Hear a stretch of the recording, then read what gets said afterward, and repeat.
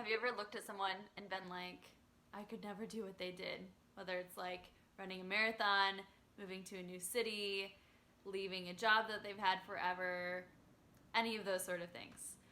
I am guilty of also doing the same, and these are all thoughts that I've had before in my life. And also, everything that I have right now, I once believed that I was not capable of having, and here I am, proof that everything I thought was not true. This Mantra Monday, my mantra is prove yourself wrong. As I've shared before, everything we think is not true. We have so many limitations in our mind, things we tell ourselves, we're not capable of this, we could never do that. Good for her, that's great she did that, but I could never do that. I am guilty of the same thing, and now I constantly hear people telling me that what I've done is something that they could never do. They could never move across the country without knowing anyone. They could never leave behind their bachelor's degree and their 5 years in an industry and start something new that they have no experience in. They could never go back to school. They could never downsize into a tiny living situation and do minimalist life. Like all of these things. They could never do that. Mackenzie is special. I don't know what magical power she has, but she can do something that I cannot do. And I am here to tell you that I am not special at all. There's nothing different about me. The only thing that is different about me is that I don't believe everything that I think. So as I've shared before, when I started realizing that everything I was thinking was not true, I started testing that. So one of the things I talk about often is how I had not run a mile straight my entire life until I turned 24.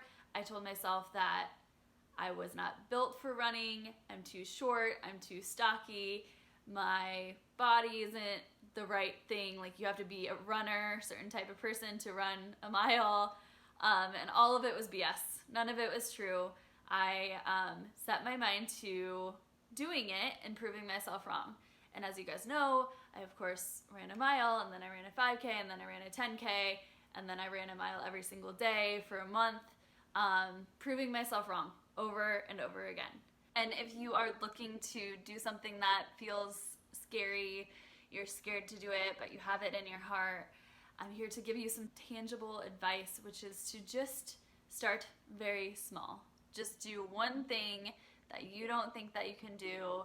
Step into that unknown a little bit. I love the fitness world just for this very reason. You can tell yourself, I could never hike that mountain, and then 3 hours later you've hiked that mountain.